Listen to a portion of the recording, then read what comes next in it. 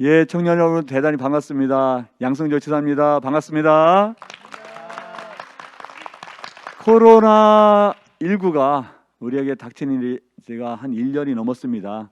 이제 확진자만 해도 한 8만 7천 명이 넘었고 사망자만 해도 우리가 1,500분이 넘었죠.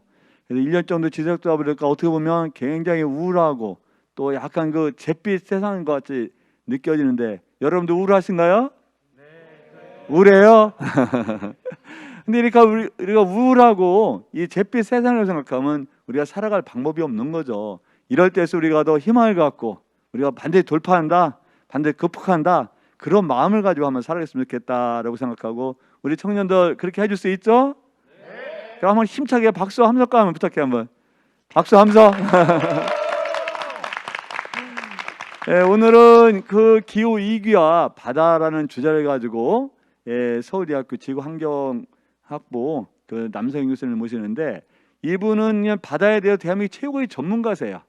이 기후 위기가 바다라는 이런 상황 속에서 약간은 비관적이고 절망적이지만 이거를 이겨내고 반드시 우리 사회가 정말 보다 희망을 갖고 미래를 설계하는 사회를 만들자, 그런 토대가 충분히 갖춰졌다, 그런 그 말씀을 듣기 위해서 서울대 지구환경학부 남성인 교수님 아주 귀하신 분을 모셨습니다. 사실 충남 모시는 것 자체가 우리한테 큰 보람이고 기쁨일 정도로 정말 훌륭하신 모셨는데 우리 남성현 교수님을 여러분의 커다란 박수와 함성으로 모실까요?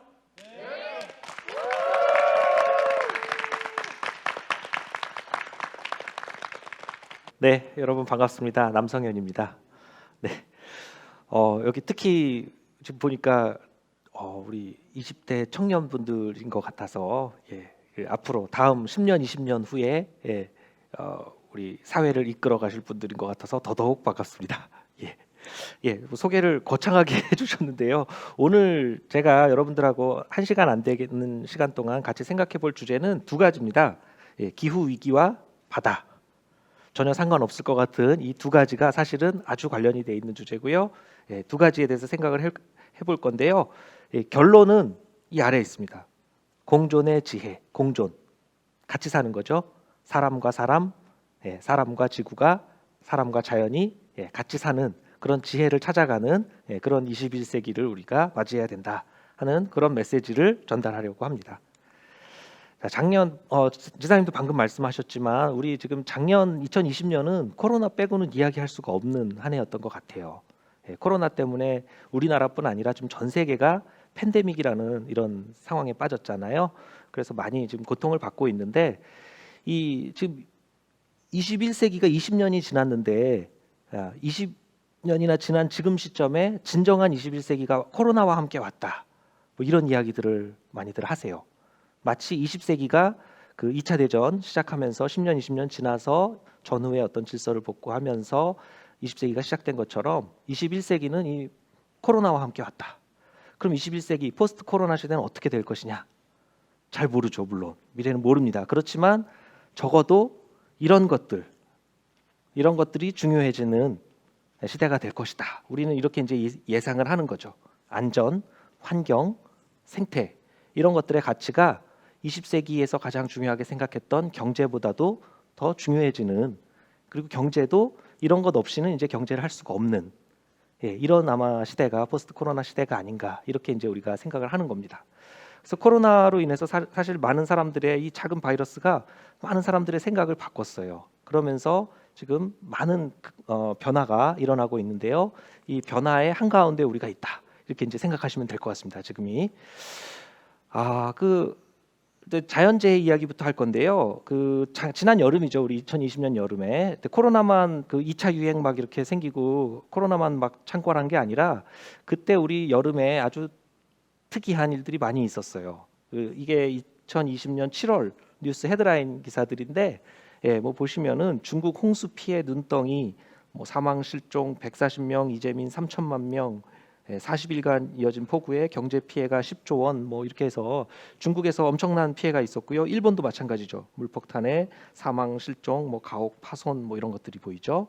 이재민이 뭐 3천만 명, 명나라 때 다리도 뭐 어떻게 되고, 한국 피해간 폭우. 뭐 그래서 우리나라는 이제 괜찮고 이거는 중국, 일본, 동아시아 이웃 나라들의 문제인가? 7월 달만 해도 그랬는데 8월 뉴스가 되면 그게 아니었죠. 우리도 또 장마가 최장 장마, 그렇죠? 예, 역대 최장 장마 33년 만에 전 기록을 다 넘어섰다.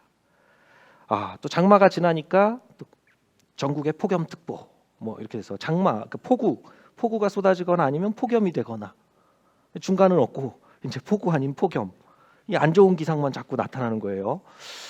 이게 살기가 이렇게 코로나 때문에도 힘든데 이 기상까지 기상 이변 이런 것들까지 우리를 힘들게 하는데 기상 이변이 너무 자주 생기죠. 이변이 더 이상 이변이 아니라고 말할 정도로 이변이 자주 생깁니다. 전하고 다르게 왜 이런가? 이게 다 기후하고 관련된 거죠. 그 다음에 지금 얼마 전 뉴스입니다. 얼마 전 뉴스에서 보면은 폭설, 한파, 우리 이런 것 때문에 또 고생을 했었는데 지금은 우리 뭐 4월 날씨라 그러더라고요. 오늘 굉장히 따뜻해요.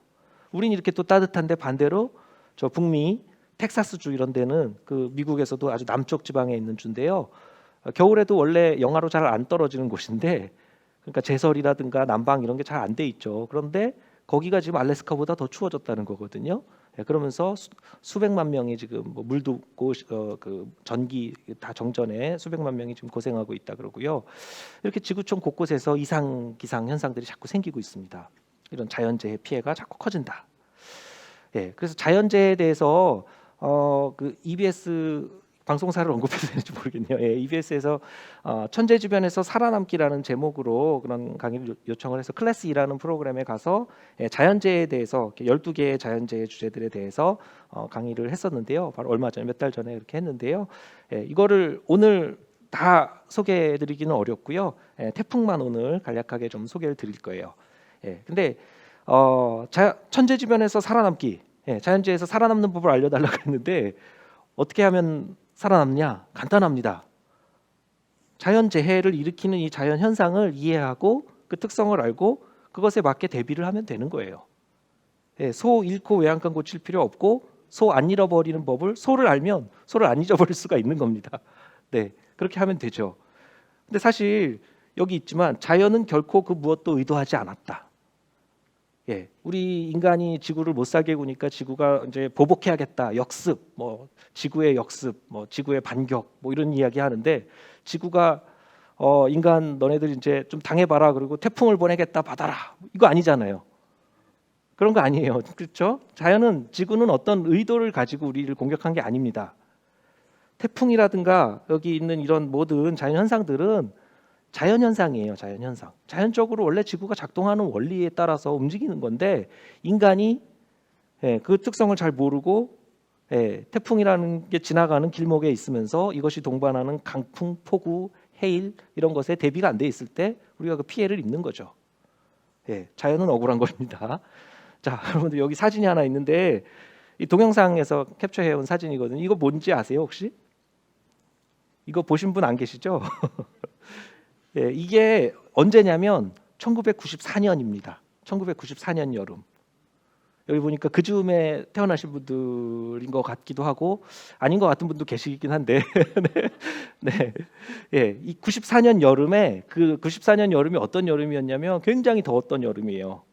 그러니까 우리 작년 여름하고 반대로 장마가 너무 빨리 끝나고 계속 그 가뭄이 지속되면서 비가 안 오니까 푹푹 찌는 거죠. 계속 기온이 올라가고 그래서 폭염이 너무 심해서 막 아스팔트에서 계란 후라이가 된다 이런 거 동영상 보여주고 막 그러는데 저도 그쯤에 이제 대학생활을 막 이렇게 하고 이래서 잘 기억을 합니다. 굉장히 더웠던 해예요. 근데 물론 이게 2016년, 2018년 폭염 때 다시 이제 그 기록이 갱신되긴 하는데 당시로서는 90년대에 굉장히 더웠던 여름이었고 이때 태풍이 온다는 소식이 있던 거예요. 태풍이 올라온다고 이제 뉴스가 나온 거죠. 그랬더니 농민분들이 막 어깨춤을 추고 이렇게 너무 신나하시는 태풍이 이렇게 반기는 이런 상황도 있었어요.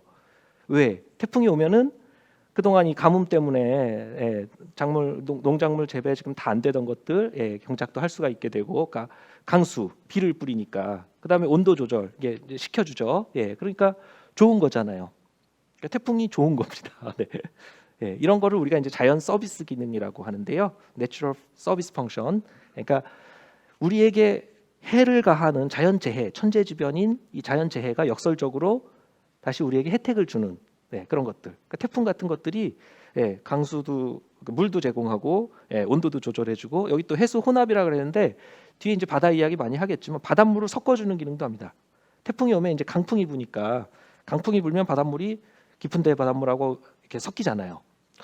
근데 이 깊은 데 바닷물은 영양분이 풍부합니다. 보통 영양분이 다 깊은 데로 가라앉죠. 깊은 데는 영양분이 풍부하고 그렇지만 빛은 없어요. 근데 빛은 위에 상층 바다에 빛이 들어오는데 영양분이 없어서 이 안에 이제 사는 식물성 플랑크톤들이 광합성을 하려면 빛도 있고 영양분도 있어야 되잖아요. 그 영양분이 없고 빛만 있는데 태풍이 와서 이걸 흔들어 주니까 섞어 주니까 영양분이 위에 공급이 되면서 이제 빛도 있고 영양분도 있으니까 광합성을 합니다. 식물성 플랑크톤이 광합성을 하면 좋은 거죠. 이산화탄소를 흡수하고 산소를 공급하고 우리가 숨 쉬는 데 필요한 산소의 절반 이상은 이런 데서 오는 거거든요. 지구의 허파는 바다입니다. 아마존이 아니고 바다였습니다. 이렇게 좋은 기능을 많이 합니다. 자연 서비스 기능이고요. 홍수도 마찬가지. 주기적으로 홍수가 나서 강에서 이렇게 그 제방을 넘어서는 그 범람원에 영양분이 자꾸 공급이 돼야지 이 땅이 비옥한 토양이 되는 거죠. 좋은 겁니다. 화산도 마찬가지. 화산이 없었으면 그 아름다운 태평양 한복판의 섬 하와이들이 없어지는 거죠. 우리에게 혜택을 줍니다. 자연재해는 해를 주기도 하지만 혜택을 주기도 하고 결국 이 자연재해의 특성을 우리가 잘 알고 어떻게 활용하느냐의 문제이지 이것으로부터 우리가 피해를 입을 것인지 혜택을 볼 것인지는 이것을 잘 알면 과학적으로 잘 알고 활용하면 된다 하는 겁니다. 잘 알아야 되겠죠. 그래서 태풍을 좀 알아보도록 하겠습니다. 자, 태풍이 이렇게 생겼는데요. 이게 구름이에요, 구름. 그죠? 구름이 이렇게 많다는 거는 이게 대기가 이렇게 상승 기류가 있을 때 구름이 만들어지죠. 있을 점보다도 이게 기온이 낮아지니까. 그러면 이제 구름이 만들어지는데 여기 중심 부분에 태풍의 눈이라고 하는 부분에는 구름이 없고 맑고 고요하고 그 바로 주변에는 강한 상승 기류가 있으면서 구름이 아주 두꺼운 구름, 정란운 이런 구름이 만들어집니다. 그리고 그 주변에도 이렇게 상승 기류가 교대로 나타나면서 이제 구름띠가 이렇게 만들어지고요. 이 북반구 같은 경우에는 이 지상에서는 지표면, 해표면에서는 반시계 방향으로 회전하고 이 꼭대기에서는 시계 방향으로 회전하면서 순환을 하는데 지상에서는 중심부로 모여들고 상승 기류가 생기니까 그 주변에 있던 기류가 다 모여들잖아요. 태풍으로 다 빨려 들어갑니다. 그리고 이 꼭대기에서는 다시 밖으로 빠져나가는 그런 형태가 됩니다. 그래서 태풍이 이제 이렇게 생겼고, 근데 이 태풍이 만들어져서 계속 이동을 하죠. 근데 어디서 만들어지는지 아세요? 태풍이 만들어지는 곳 바다 맞습니다. 바다 중에서도 열대 바다, 따뜻한 적도 부근의 열대 바다에서만 만들어집니다. 태풍은 다른 데서 만들어질 수가 없어요. 왜? 이 따뜻한 바닷물이 증발을 하면서 에너지를 계속 공급하는 거거든요. 이게 증발하고 이것이 이제 응결할 때 그 에너지가 잠열 형태로 에너지를 공급하는 것이 태풍의 에너지원이기 때문에 따뜻한 바다에서 이 적도 부근 바다에서 생길 수밖에 없어요. 그래서 이쪽 태평양, 열대 서태평양에서 만들어져서 이 서쪽으로 이동하는데, 근데 왜 서쪽으로 이동하냐면 여기는 무역풍이 부는 데죠. 적도 부근은 다 무역풍이라고 동쪽에서 서쪽으로 바람이 불어갑니다. 그러니까 열대 서태평양에서 만들어져서 서쪽으로 이렇게 이동하다가 이제 중위도로 올라오죠. 중위도로 올라오면 편서풍대를 만나니까 턴을 하는 거죠. 편서풍은 서쪽에서 동쪽으로 가니까 턴을 하게 됩니다. 그래서 주로 이런 경로를 보이는데 이제 각각의 경로는 다 다르죠. 그때 다르고 주변 그 배경 대기에 따라 다 다르게 됩니다. 근데 이쪽에 서태평양, 이 동아시아에 나타나는 이런 건 우리가 이제 태풍이라고 부르는데 동일한 현상입니다. 이건 열대성 저기압 현상인데 이 동일한 열대성 저기압 현상이 다른 곳에서 나타나면 우리가 이름을 다르게 부르죠. 대서양에서 나타나는 것, 동태평양에서 나타나는 것은 허리케인이라고 부르고, 인도양 이쪽 남반구 이쪽에서 나타나는 것들은 우리가 사이클론이라고 부르고, 다 똑같은 겁니다. 다 열대 바다에서 만들어져서 서쪽으로 이동하다가 중위도로 가면서 턴을 하게 되는 거죠. 그래서 열대 바다에서 만들어져서 서쪽으로 이동하다가 중위도로 가면서는 편서풍을 타니까 다시 이제 턴을 하는 그런 형태로 태풍, 사이클론, 허리케인 다 마찬가지로 열대성 저기압이 이제 이렇게 이동을 한다 하는 겁니다. 이게 태풍의 특성이고 우리나라에 보통 몇 개씩 1년에 이제 뭐 많을 때는 뭐 4-5개 이렇게 영향을 주기도 하지만 적을 때는 아예 없는 경우도 있고 한두 개 이렇게 영향을 줄 때도 있는데요. 해마다 많이 차이가 납니다.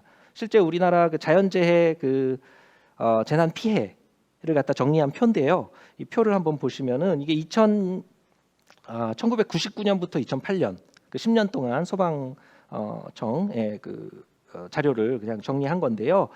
그 왼쪽에 인명 피해부터 보시면 사망자 실종자가 2002년, 2003년에 270명, 148명 좀 많죠. 2002년, 2003년에 사망자가 많았고 이재민 수도 7만 명, 6만 명 이상으로 그 두 해에 좀 피해가 컸다는 걸 알 수 있어요. 재산 피해도 마찬가지인데 이게 단위가 100만 원인데 이게 6조 원, 4조 원 이렇게 됩니다. 재산 피해액이 6조 원, 4조 원 다른 해보다 많아요. 피해 복구액도 9조 원, 6조 원에서 경제적 손실이 15조 원, 11조 원 이렇게 큰 경제적 손실이 2002년하고 2003년에 있었어요. 다른 해들보다 왜 유난히 이 두 해에 이렇게 피해가 컸는가? 그게 여기 이제 재해 종류별로 이렇게 분리해서 보면 태풍입니다. 태풍. 경제적 피해 아까 5조 중에 대부분이 5조, 6조 이랬는데 5조, 4조 대부분이 태풍 피해 때문에 2002년에는 좀 호우 피해도 좀 있었죠. 근데 그래서 이제 이게 6조 원, 4조 원 이렇게 피해가 된 건데 그 태풍이 그 두 해에 2002년하고 2003년에 피해를 많이 줬구나 하는 걸 알 수 있는데요. 그게 2002년 태풍 루사하고 2003년 태풍 매미 이 두 개가 역대급 태풍이었어요. 그 역대급 태풍이라는 거는 이제 강도가 아주 강하다. 강도가 강한 거는 중심 부근의 그 강풍이 풍속이 아주 세다는 겁니다. 풍속이 세면 강풍 피해가 많이 있는 거죠. 그다음에 이제 루사 같은 경우는 비도 많이 내리게 했어요. 이제 호우 피해도 아주 컸습니다. 그래서 그런 두 태풍이 이제 피해를 많이 줬는데 이게 이제 왼쪽하고 오른쪽이 각각 루사하고 매미의 이동 경로 궤적들을 나타낸 거고요. 기상청 자료에서 이런 것들을 우리가 확인할 수가 있는데 여기에 이제 색깔로 표시된 게 태풍 강도가 어떻게 변했는지를 나타내는 겁니다. 그래서 초록색보다 파란색, 파란색보다 빨간색으로 갈수록 이제 강해지는 거죠. 그러니까 열대 해상에서 처음에 만들어져서 바다 위에 이제 계속 있으면서 에너지를 계속 공급받으니까 점점점 강해져요. 그래서 빨갛게 됐죠. 빨간 상태에서 우리나라에 상륙하면 피해가 아주 큰 겁니다. 이 지금 매미가 그랬죠. 남해안으로 상륙해서 그러니까 이 빨간색인 상태로 올라오다가 제주도 동쪽으로 자세히 보시면 제주도보다 약간 동쪽으로 해서 올라갑니다. 올라가서 남해안에 상륙하고 이제 급속히 약해져서 상륙한 다음 육상에서는 에너지를 못 얻으니까 약해지고 동해안으로 빠져나가죠. 루사도 보면 경로가 비슷해요. 여기 초록색에서 파란색, 빨간색이 됐는데 이제 편서풍 떼오면서 턴을 하죠. 근데 올라오다가 제주도 동쪽을 지나고요. 남해안에 상륙했다가 동해안으로 빠져나가고 이후에 약해집니다. 저런 비슷한 경로를 보여요. 그죠? 그게 이제 이렇게 강해질 수 있는 원인 중에 하나는 이쪽에 있는 이 빨간색으로 되어 있는 부분에 태풍 바로 아래에 있는 바다가 따뜻하고 수온이 높은 따뜻한 바닷물이 표층에 있다 보니까 태풍에 자꾸 에너지를 공급하는 겁니다. 잠열 형태로. 그래서 점점 강해진다는 건데 우리나라도 여기 해류가 있어서 쿠로시오에서 이렇게 분지돼서 여기 대만한류라는 해류가 흐르고 이게 동한난류 이쪽 동해로 막 들어가는데 그러다 보니까 제주도 동쪽은 따뜻한 바닷물이 두꺼워요. 그래가지고 에너지를 계속 공급해 줍니다. 태풍 에너지를. 근데 반대로 그렇지 않았던 태풍이 있어요. 2018년 태풍인데 솔릭이라고 여러분들 기억하실 수도 있는데 태풍 솔릭이 2018년도 여름에 8월 달에 우리나라를 강타했죠. 근데 올라오기 전에 경로가 어땠냐면 좀 독특해요. 달라요. 이렇게 초록색, 파란색 되다가 빨간색이 됐는데 이쪽으로 가고 서쪽으로 좀 더 가다가 한참 더 가서 턴을 굉장히 더 늦게 해요. 이때 다른 태풍이 이게 2018년도 제 19호 태풍이었는데 20호 태풍이 동쪽에 또 하나 더 만들어져서 두 태풍이 서로 영향을 주면서 그 후지와라 효과라 그러는데 이 경로에 영향을 줍니다. 그래서 경로가 조금 더 독특하고 근데 문제는 이게 이제 서서히 오면서 바다 위에 오래 있으니까 에너지를 계속 얻잖아요. 점점 강해지잖아요. 그래서 빨간색인 상태로 오는 거예요. 우리나라 주변까지. 아주 근접을 합니다. 근데 계속 빨개요. 아주 강한 상태로 상륙하게 생겼어요. 이것도 역대급 그런 태풍이 올 것 같은 거예요. 그러니까 그때 이제 사회적으로 이슈가 되죠. 솔릭 북상의 이제 휴교 휴업 관련해서 국민청원도 있고 이게 우리가 코로나 때문에 이제는 휴교라든가 휴업이 그렇게 이상하지 않지만 당시만 해도 우리 이 뜨거운 교육열 우리나라에서 그 학교 잘 안 쉬잖아요. 네. 개근상 중요한데 우리 그렇게 그랬는데 결국은 안 되겠으니까 교육부에서 결국 휴교를 하죠. 1,500개교 23일 날 임시 휴교를 했습니다. 그런데 상륙하기 직전에 태풍이 급격하게 약해져요. 급격하게 약해져서 상륙을 했기 때문에 남부지방에 물론 일부 피해가 있었지만 다른 태풍에 비해서 그렇게 큰 아주 위력적인 태풍은 아니었어요. 다행이죠. 다행으로 끝나야 되는데 네. 이게 이제 오른쪽 그림이 그런 걸 보여주는 겁니다. 아까 그 같은 건데 이 색깔로 표시되어 있는 것들이 태풍 강도를 나타내는 거예요. 그래서 빨간색일수록 여기 955 헥토파스칼 중심 기압이 낮다는 거는 그만큼 강한 태풍이죠. 그 다음에 노란색, 하늘색, 파란색 갈수록 이제 태풍이 약해지는 거예요. 그러니까 이렇게 올라오다가 제주도 동쪽을 안 가고 제주도 서쪽으로 가요. 서해안 쪽으로 이렇게 올라오다가 여기에 보면 급격하게 약해진 상태에서 전남 해안에 상륙을 하죠. 왜 이렇게 급격히 약해졌는가? 그다음에 왜 우리가 이런 거를 예보를 잘 하지를 못했을까? 이런 것들을 이제 연구를 해보니까 이쪽에 서해안에는 우리가 그 깊은 바다 안에 황해 저층 냉수라는 아주 차가운 바닷물이 있습니다. 표층은 여름이라서 물이 따뜻하게 데워져요. 근데 그 아래에는 아주 차가운 바닷물이 계속 여름에도 차갑게 유지가 되고 있어요. 그게 남쪽으로 쭉 확장하다 제주도 서쪽으로 이렇게 확장을 하거든요. 근데 태풍이 쏠리기 오다가 얘가 속도도 느리니까 거기에 이제 천천히 이동을 하는데 강풍이 불면서 이 바닷물을 섞어주죠. 그러면 이제 아래에 이 차가운 바닷물하고 위에 따뜻한 바닷물이 섞이니까 이 따뜻한 바닷물이 차가워지는 거예요. 그러니까 이 따뜻한 바닷물이 차가워진 상태에서 그 위에 태풍이 서서히 움직이니까 이거는 더 이상 에너지를 얻지 못하죠. 바다가 차가워진 상태니까. 그래서 에너지를 뺏깁니다. 그러니까 얘가 급격히 약해진 거죠. 여기 색깔로 파랗게 칠해진 부분이 표층 수온이 5도 이상 떨어진 이런 차갑게 변한 그런 부분을 나타내요. 거기를 딱 지나잖아요. 쏠리기. 쏠리기 거기를 지나가면서 약해진다. 뭐냐면 바다가 태풍의 강도도 이렇게 조절을 해요. 태풍을 강하게 만들기도 하고 또 태풍을 다시 급격하게 약화시켜 주기도 하고. 그래서 서해안은 보호할 수가 있잖아요. 이 저층에 차가운 물이 있으니까. 적어도 태풍이 천천히 오면서 이 바다가 섞인 뒤에 그 바다 표면을 느낄 수만 있으면 급격하게 약해져서 올 수 있다. 서해안은 보호가 될 수가 있구나. 네.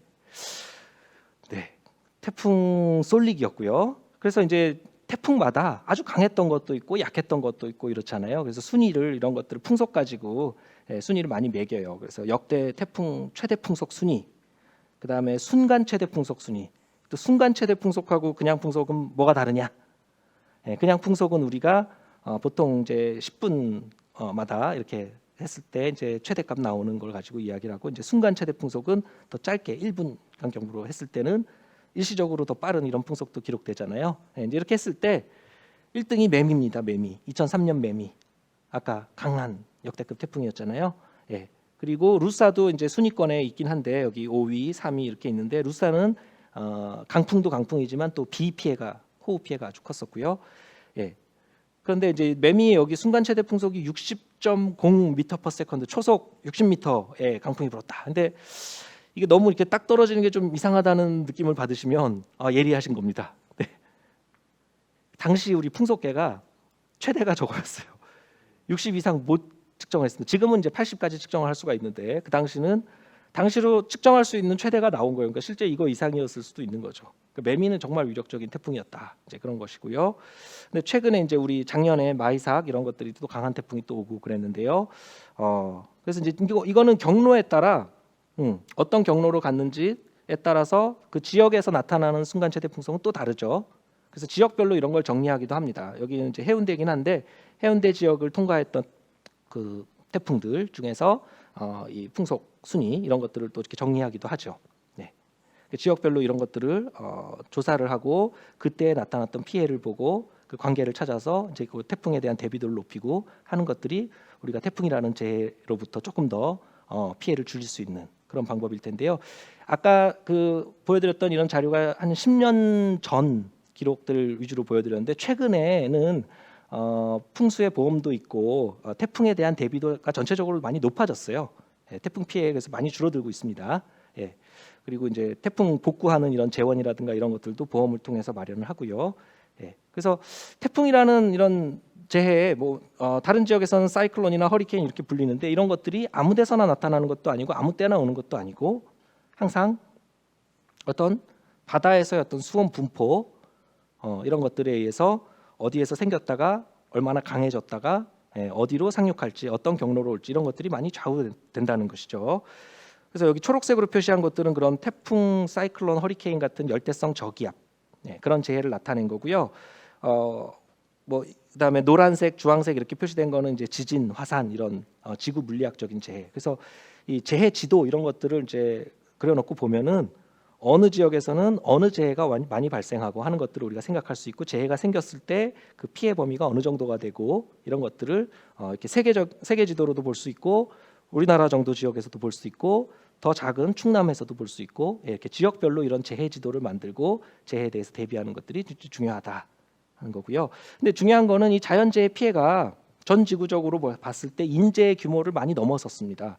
그러니까 인재 피해보다 자연재해 피해가 월등히 커요. 그리고 자연재해 피해는 점점점 증가하고 있습니다. 이게 여기 지금 X축이 1985년부터 2010년대까지 시간이고요. X축은 시간이고 Y축은 재해 피해 건수라든가 피해액이라든가 그런 피해를 나타내는 것들인데 뭐 왼쪽 그림을 보시든 오른쪽 그림을 보시든 다 증가하는 추세에 있는 걸 보실 수가 있죠. 이게 재해 종류별로 나누기도 한 거고 지구 물리학적인 재해라든가 수문학적인 재해, 기상재해 이렇게 종류별로 좀 색깔을 구분하기도 했는데 어쨌든 다 증가하는 추세가 있어요. 여기서 주황색은 인재입니다. 그래서 인재라는 거는 자연재해보다 적죠. 자연재해가 월등히 큰 피해액을 보이는데 그게 증가하는 추세에 있다 하는 겁니다. 근데 이 증가하는 원인 중에 하나는 재해 특성이 예전하고 달라지는 부분이 있어요. 그러니까 우리가 태풍 대비도 높여가면서 피해를 줄였잖아요. 그러니까 분명히 피해가 줄어들어야 되는데 인명 피해는 실제로 많이 줄거든요. 근데 재산 피해는 자꾸 늘어나는 부분이 있어요. 재해 특성이 달라지는 부분. 이거는 이제 기후 변화하고 관련된 거죠. 그럼 기후 변화로 태풍이 달라질 수 있습니까? 네, 달라질 수 있어요. 왜? 지구 온난화. 지구가 따뜻해지는데 바닷물도 수온이 올라가죠. 바닷물의 수온이 올라가면 아까 바다에서부터 에너지를 얻으니까 태풍이 그러니까 태풍도 더 강해질 수 있잖아요. 더 강하고 위력적인 태풍이 더 많이 생길 수 있다는 거예요. 그 열대 태평양 인도양, 열대 인도 태평양에 지금 웜풀이라고 제일 수온이 높은 바다를 표시한 건데 이거는 1900년에서 1980년이고요. 이 아래는 최근입니다. 1980년에서 2018년. 그러니까 과거보다 최근에 이 웜풀이라고 부르는 적도 부근의 열대 바다의 수온이 올라갔고 그리고 웜풀의 면적도 넓어졌어요. 넓어지면서 더 중위도에 가깝게 이렇게 올라온 겁니다. 더 가까이에서 만들어져서 올라올 수도 있다는 거고 더 위력적인 태풍이 만들어져서 올 수 있다는 거예요. 점점. 그래서 태풍 강도 우리 등급도 기상청에서 초강력 등급이라는 거를 작년 재작년에 새로 이제 신설을 하죠. 아예. 왜냐하면 이런 게 더 많아질 걸로 예상을 하니까. 태풍이 더 강해진다. 더 위력적이다. 그런 연구가 보고되고 있고 장기적으로 그렇다는 거고요. 그렇지만 이게 뭐 해마다 이게 왔다 갔다 합니다. 이 원풀이라는 게 움직이는 거고 항상 고정된 건 아니고요. 우리가 뭐 엘니뇨, 라니냐 이렇게 부르는 이런 현상들에 의해서 몇 년마다 동태평양이 따뜻해졌다, 서태평양이 따뜻해졌다 왔다 갔다 해요. 그런 것에 의해서 또 해마다 달라질 수 있죠. 그리고 또 우리나라 주변에 영향을 미칠 수 있는 태풍인지 아니면 중국, 일본 쪽으로만 가는 태풍인지 그런 것에 따라 우리나라 피해는 또 많이 달라질 거예요. 태풍이 이런 특성이 달라지고 있는 부분이 있고요. 태풍만 그런 게 아니고 기후 변화는 자연재해 전반의 특성을 지금 다 바꾸고 있는데 아까 그 서두에 텍사스 혹시 이야기 잠깐 기억하실지 모르겠어요. 그러니까 우리는 이렇게 따뜻하지만 텍사스 지금 한파로 고생하잖아요. 그게 이제 이 북극 진동이라는 현상하고 관련이 된 건데 이 한파 특성도 바뀌고 있는 겁니다. 그러니까 이 아주 원래 더운 지방이었는데 이 제트 기류가 이렇게 그냥 위도를 따라서 계속 제트 기류가 이렇게 일정하게 흐르는 게 아니라 상공의 제트 기류가 심하게 사행을 하면서 구불구불하게 이렇게 경로가 이렇게 사행을 하면서 중위도 이렇게 그 남쪽까지 많이 내려왔다가 올라갔다가 이렇게 되게 되면 북극에 가둬두었던 냉기가 중위도까지 많이 내려오게 되면서 중위도에 한파 피해가 생길 수 있다는 거. 우리가 북극 한파 뭐 이렇게 이야기하는 그게 이 현상이죠.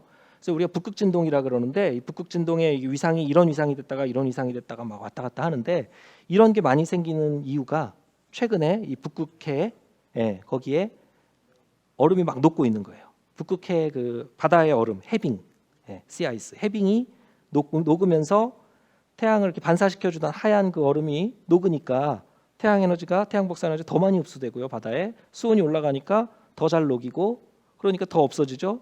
그러니까 북극해 지금 해빙 면적이 막 급속하게 줄어들고 있어요. 그러다 보니까 북극해가 굉장히 온난화가 다른 곳보다도 더 심하게 되는데 그러면서 이 제트 기류가 심하게 이렇게 사행하는 이런 일들이 생기고 북극 한파가 북반구 중위도에 내려오게 되는 겁니다. 자, 이런 한파 특성 이런 것들이 달라지는 것도 기후 변화하고 관련된 거죠. 그러니까 기후 변화 때문에 자연재해 특성이 달라지는 부분, 그래서 자연스럽게 이제 기후 이야기가 됐는데요. 그래서 기후가 지금 심각한 문제가 돼서 기후 위기라는 표현도 쓰고요. 기후 변화 정도가 아니라 기후 위기, 그리고 긴급하게 조치를 하지 않으면 큰일 나겠다. 그래서 기후 비상이라는 표현까지 쓰는 거예요. 기후 비상, climate emergency. 이 기후 위기, 기후 비상 이런 말들이 코로나 직전에 특히 많이 사용이 되기 시작하면서 여러분들 이 친구 누군지 알죠? 네, 그레타 툰베리. 그레타 툰베리로 상징이 되는 우리 청년 세대의 걱정이 심각해진 겁니다. 왜? 저 같은 기성세대에서 이 기후변화 문제를 인식한 세대이고 해결할 수 있는 유일한 세대인데 대응에 미온적이니까 이건 안 되겠다. 이 피해를 고스란히 볼 우리 청년 세대에서 강하게 주장을 하는 겁니다. 학교 안 가고 그 등교 거부, 막 기후 파업 이런 거 하는 거죠. 학교 가서 공부를 하면 뭐 합니까? 공부한 사람들이 과학자들이 이렇게 되면 안 된다고 하는데 그렇게 안 하지 않습니까? 할 말이 없어요. 네, 그렇죠? 그래서 이런 기후 비상 사태, 기후 비상 선언 이런 것들을 하면서 클라이밋 이머전시라는 기후 비상 용어가 이제 옥스퍼드 사전에서 올해의 단어로 2019년에 이렇게 되고요. 이게 이제 이어져서 2020년 작년에도 이 기후 문제에 대한 심각성이 점점점 수면에 드러나면서 작년 하반기 올 초부터 이제 분위기가 많이 바뀌는 것 같습니다. 세계적으로. 이제 기후 변화. 그럼 우리가 왜 생겼는가? 다 알죠. 네, 기후 변화 우리가 인위적인 기후 변화, 그러니까 인간 활동에 의해서 만들어진 기후 변화. 이게 왜 생겼는가? 온실 효과로 설명을 합니다. 온실 효과. 온실가스가 예전보다 온실가스 우리가 배출을 많이 하면서 온실가스 농도가 더 높아지니까 이 지구에서 우주로 빠져나가는 지구 복사 에너지를 못 빠져나가도록 막아준다. 그거죠.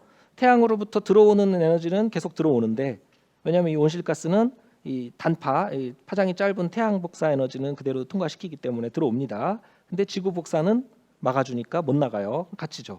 그럼 지구 복사 에너지가 태양 복사 에너지보다 점점 줄어드니까 들어오는 에너지, 열 에너지죠. 들어오는 에너지보다 나가는 에너지가 적으니까 열이 축적이 되고 지구에 쌓이면서 지구 온난화가 생기는 거죠. 그게 온실 효과라고 우리가 이제 이야기하는 거예요. 그렇죠?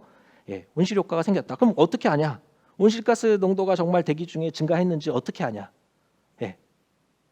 증거 있어? 있습니다. 증거가 있어요.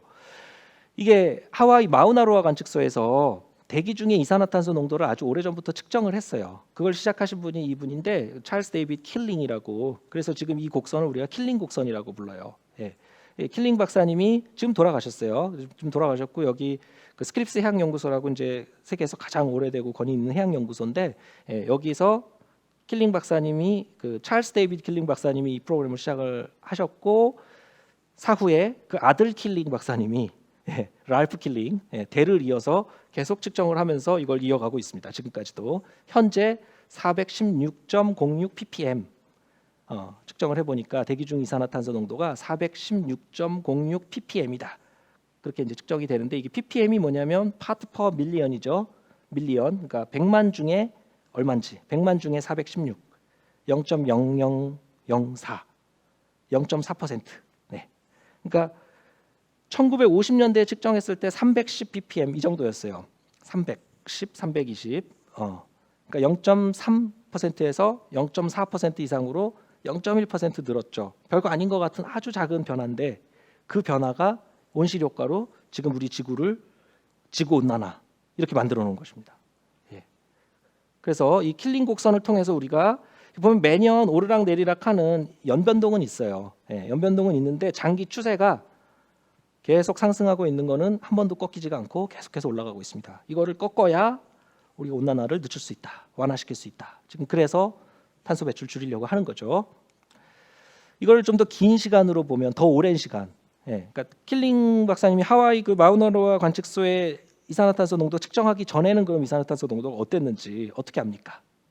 예, 우리가 얼음, 빙하에 구멍을 뚫어서 빙하 시료를 갖다가 채취를 해서 그 저 아래에 있는 얼음 거기에 있는 이산화탄소 농도를 보면 아주 오래전 과거의 이산화탄소 농도를 알 수가 있는 거죠. 예, 그런 식으로 빙하 코어를 이용해서 더 과거까지 연장을 했을 때 이게 1958년 이후는 하와이 마우나로아 관측소고 그 이전은 빙하 코어에서 과거 80만 년, 여기 800이라고 쓴 게 80만 년 전이고요. 예, 그래서 현재까지 이산화탄소 농도의 변화를 나타낸 겁니다. 200에서 250 ppm 부근에서 이렇게 들쑥날쑥했어요. 계속. 예, 과거에 자연적인 기후 변동성이 있었어요. 예, 있다가 최근에는 근데 이런 변동성의 자연 변동성의 범위를 벗어난 거죠, 완전히. 적어도 지난 80만 년 동안 못 보던 그런 수치입니다. 이런 416 ppm이라는 거는 급격하게 올린 거예요. 예. 그런데 온실 효과 아까 이야기했잖아요. 그럼 이산화탄소 농도 저렇게 변하면 기온도 변해야 되잖아요. 지구 기온. 네. 근데 지구 평균 기온을 80만 년 동안 우리가 측정해 왔을까요? 그렇지 못했습니다. 네. 대신 우리가 알 수 있는 프락시 자료들은 있어요. 뭐 나이테, 산호 이런 것들을 가지고 지구 평균 기온을 좀 이렇게 조사해 볼 수가 있는데 그런 것도 가능하고 또 남극 아까 빙하 코어, 네. 남극 빙하 코어에서부터 이산화탄소 농도도 측정하지만 기온도 남극의 기온이죠. 물론 그거는 네. 남극 기온도 같이 측정을 해봤을 때 과거 이게 한 35년이라 그러는데 35만 년이에요. 사실은 35만 년 정도 기간 동안 기온하고 이산화탄소 농도를 같이 그린 겁니다. 그래서 빨간색은 기온, 파란색은 이산화탄소 농도. 근데 빨간색은 이제 남극에서 기온이죠. 그래서 보면 두 개가 같이 움직여요. 이거 화씨 단위여가지고 좀 우리가 생각하는 섭씨 온도하고 좀 다른데 어쨌든 같이 올라갔다 같이 내려갔다. 그러니까 온실 효과 그대로 보여줍니다. 최근에는 인위적으로 이산화탄소 농도 여기까지 올렸는데 이제 그 남극은 아직 기온이 올라가지 않았어요. 남극은 그렇지만 지구 전체적으로는 1도 정도 올라갔습니다. 산업화 이후에 1도. 그건 어떻게 할 수 있냐면 우리가 이런 지구 평균 온도, 육상, 해상, 표면 온도 지수, 요거를 우리가 이제 1880년부터 현재까지 이렇게 만들었기 때문에 이게 가능해요. 자, 지수라고 한 거는 실제로 이제 관측 온도계 가지고 우리 측정하면 온도 알잖아요. 근데 지구 전체 평균을 알려면 지구상의 모든 곳에서 다 측정을 해야 돼요. 바다 위까지도. 바다가 3분의 1을 덮고 있는데 다 측정을 해서 평균을 내야 됩니다. 못 하잖아요. 그러니까 이제 수천 개의 지상 관측소가 있는데 그것하고 해상, 부위 이런 데서 측정된 것들 다 평균을 내고 면적에 대한 고려를 하고 다 해서 과학적으로 만들었을 때 이렇게 지수화해서 만든 거죠. 그랬을 때 과거 산업혁명 전보다 지금 현재 1도 정도가 올라간 상태다. 이러는 겁니다. 자, 1도가 올라갔고 이제 과학자들은 1.5도를 넘어가면 이건 돌이킬 수 없는 그런 비가역적인 일들이 벌어지기 때문에 그렇게 안 되도록 지구 온난화 수준을 낮춰야 된다. 온실가스 배출량을 급격하게 줄여야 된다. 이런 이제 이야기들을 하거든요. 그래서 2도까지 넘어가면 정말 안 된다. 근데 이게 1도, 2도라는 게 정말 과연 그렇게 큰 온도인가? 여러분들 지금 여기 온도가 한 22도, 23도 될 것 같은데요. 23도인지 25도인지 1, 2도 차이를 맞출 수 있는 분 계세요? 1도, 2도 이렇게 큰 온도 아니잖아요. 우리 못 느낍니다. 그리고 우리 아침 저녁으로 일교차 10도 이상 막 나요. 여름 겨울은 20도, 30도 차이 납니다. 연교차가. 그렇게 온도 변화가 큰데 1도 변했다고 전 세계가 이렇게 난리 이상하지 않아요? 1도 이게 이렇게 큰 온도인가? 네, 어마어마한 온도입니다. 네. 왜냐하면 이거는 기후에서 1도이기 때문에 기상에서의 1도가 아니라 매일매일 시시각각 바뀌는 기상에서 온도가 아니라 지구를 평균 내고 장기간 평균 낸 이 온도가 오랫동안 일정하게 유지되는 이 온도가 이렇게 변했다는 거는 평형이 깨졌다는 걸 말해요. 균형이 깨졌다는 걸 말하니까. 그래서 이게 과연 조금 더 긴 시간 스케일로 보면 얼마나 심각한지를 알 수가 있는데요. 이게 2000년 동안 과거 2000년간의 온도입니다. 이거 이제 여러 가지 나이테라든가 산호 이런 프락시 자료로 한 건데 거의 일정하게 유지가 됐어요. 게다가 중세 온난기라고 이때 중세에 보면은 그린랜드 이런 데가 지금처럼 막 얼음이 아니고 초지가 많았다 그러고요. 그 징기스칸도 그 초지가 많아서 거기 잘 번성을 하다가 나중에 이제 기후가 안 좋아지면서 이쪽 유럽으로 막 침공을 했다 그러죠. 예. 그리고 영국 같은 데도 그 포도 재배선보다 더 북쪽에 있었는데 거기 보면 옛날에 중세 이런 시대에는 보면은 포도원도 많이 있고 그런 걸 가지고 이제 사람들이 그 과거에 기온이 많이 높았다. 예. 이게 자연적으로 이런 거 벌어지는 거다. 이런 주장을 이제 옛날에 했었어요. 논쟁이 되기도 했어요. 근데 이제 그 지역 유럽이라든가 그린란드 그 부분은 온도가 좀 높았는데 다른 곳은 온도가 많이 낮고 지구 평균을 해보면 그렇게 높진 않았다는 거죠. 이 기간도. 근데 그 기간을 조금 지나면 전체적으로 지구 평균이 조금 떨어져요. 그 소빙하기라고 하는 시기가 오고요. 추워집니다. 그랬다가 그 이후에 산업혁명 지나면서 인간이 이제 본격적인 그 활동을 하면서 대량 생산 이런 것들 하면서 이산화탄소 막 배출하면서 온실가스 농도 높아지고 온실효과 때문에 이렇게 올라갑니다. 과거에 보던 방식이 아니죠. 인위적인 거라는 거예요. 예, 인위적으로 기후를 변화시킨 이 속도, 변화 속도가 지금 가장 문제시가 되는 겁니다. 너무 빠르게 변하고 있다는 거예요. 자, 이 표는 좀 복잡해 보이지만 간단하게 생각하시면은 이 X축이 뭐냐면 태양 복사 에너지가 상대적으로 증가했는지 감소했는지를 나타내는 거예요. 어떤 기준 대비 1950년대, 80년대, 2011년 이렇게 점점 증가하고 있으니까 점점 에너지가 많이 들어와서 이 지구 온난화가 되는구나. 그런 이제 생각을 할 수가 있는데 이 원인을 온실 기체도 이산화탄소만 있는 게 아니니까 이렇게 기체별로 보는 거예요. 제일 위에부터 이산화탄소, 메탄 그런 이제 기체들이 있는데 여기 4개는 온실 기체들이고 요 아래는 또 일산화탄소라든가 낙스 이런 것들 우리 에어로졸이라고 부르는 거죠. 미세먼지 그런 것들. 그런 것들도 있어요. 여기 에어로졸. 이런 것들하고 이제 비교를 해본 건데 보시다시피 이산화탄소가 지구 온난화에 많이 기여를 해요. 그죠? 그다음에 이제 메탄도 좀 기여를 하고 근데 이쪽으로 내려오면 얘네는 오히려 이쪽 마이너스 쪽이에요. 그러니까 에어로졸, 미세먼지 이런 것들은 지구 온난화가 아니라 지구 냉각화에 기여를 하는 겁니다. 지구를 식혀줘요. 왜 그러냐면 얘네는 작아요, 입자가. 그러니까 태양 복사 에너지가 들어오는 그 단파 파장대를 막아줍니다. 태양빛을 차단한다는 거죠. 그러니까 지구로 들어오는 에너지를 줄여주는 거니까 얘네가 있으면 지구가 냉각이 되는 거예요. 그래서 근데 이 온실가스 이산화탄소가 워낙 많으니까 지구 복사 에너지 나가는 걸 막아주는 효과가 더 크죠. 이게 상쇄가 돼서 그나마 이 정도인 거지. 미세먼지 없었으면 지구 온난화 지금 2도 3도 넘어갔다는 거예요. 미세먼지 덕분에 좀 상쇄가 된 겁니다. 근데 그렇다고 우리 미세먼지가 많아야 되느냐? 그건 또 아니잖아요. 대기 오염 또 환경에서는 안 좋단 말이죠. 자, 근데 어쨌든 이 미세먼지가 태양 복사 에너지도 막고 또 구름이 작용에도 좀 영향을 줍니다. 구름을 만들어내고 이렇게 해서 구름이 더 많아지게 하는 이런 효과도 있고. 그래서 하여튼 지구 온난화를 조금 늦춰준 효과를 줬는데도 온실 기체는 워낙 많이 증가했기 때문에 결국 지구 온난화가 이 정도가 되고 있어요.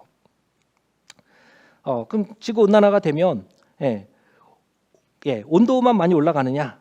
그건 아니죠. 얼음도 녹잖아요. 그린란드에 있는 그 빙상이라고 합니다. 대륙 빙상. 그린란드에 있는 얼음도 녹고 남극에 있는 얼음도 막 녹고 있어요.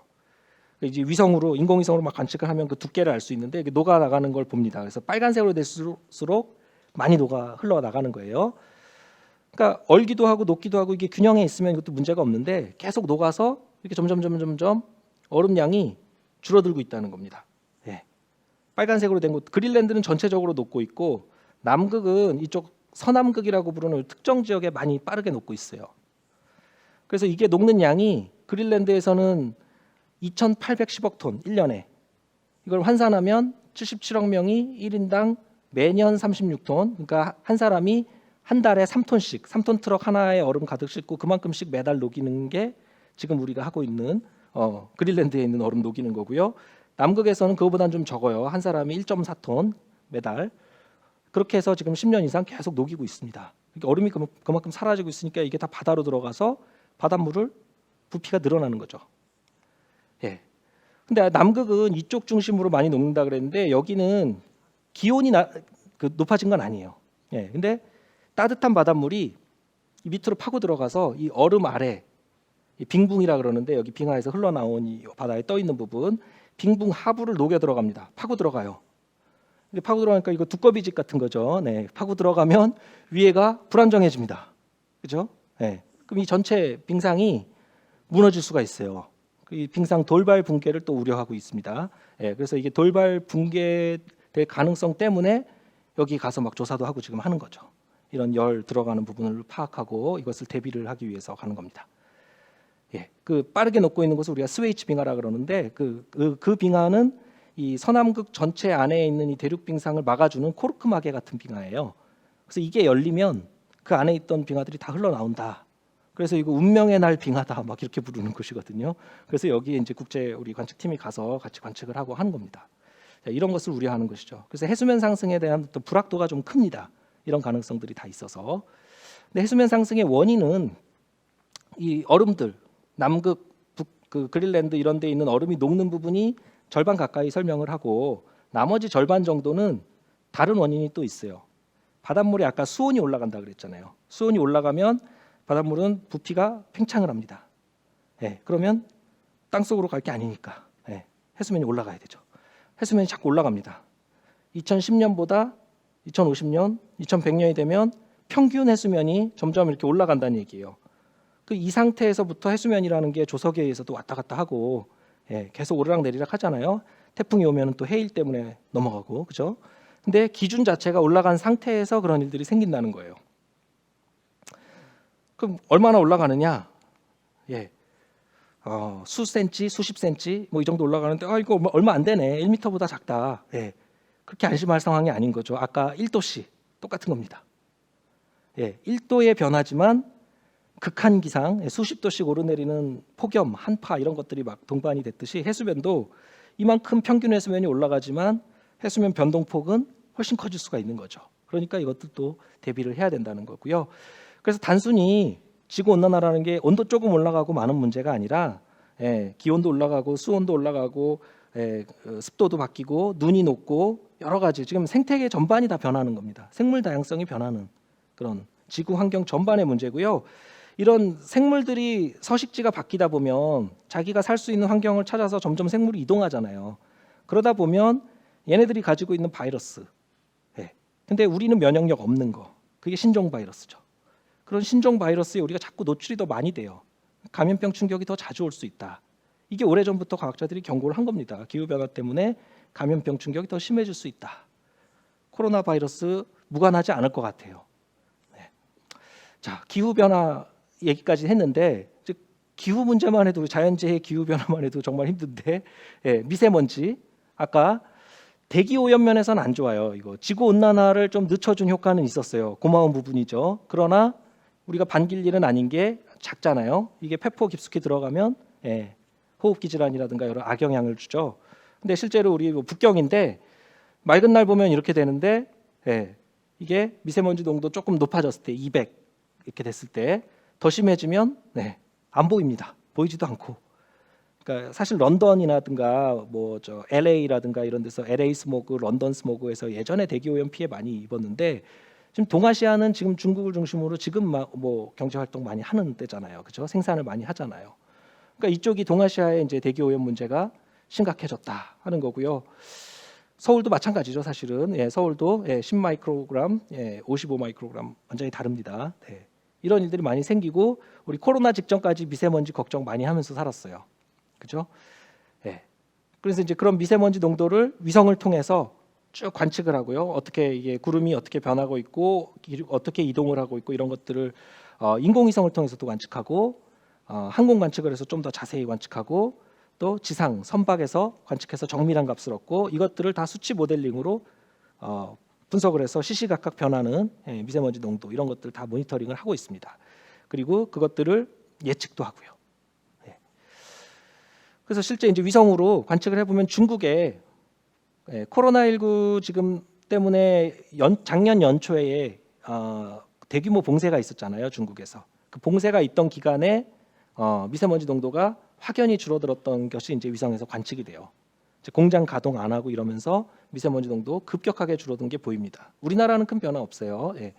우리는 그렇게 대규모 봉쇄 안 했잖아요, 그렇죠?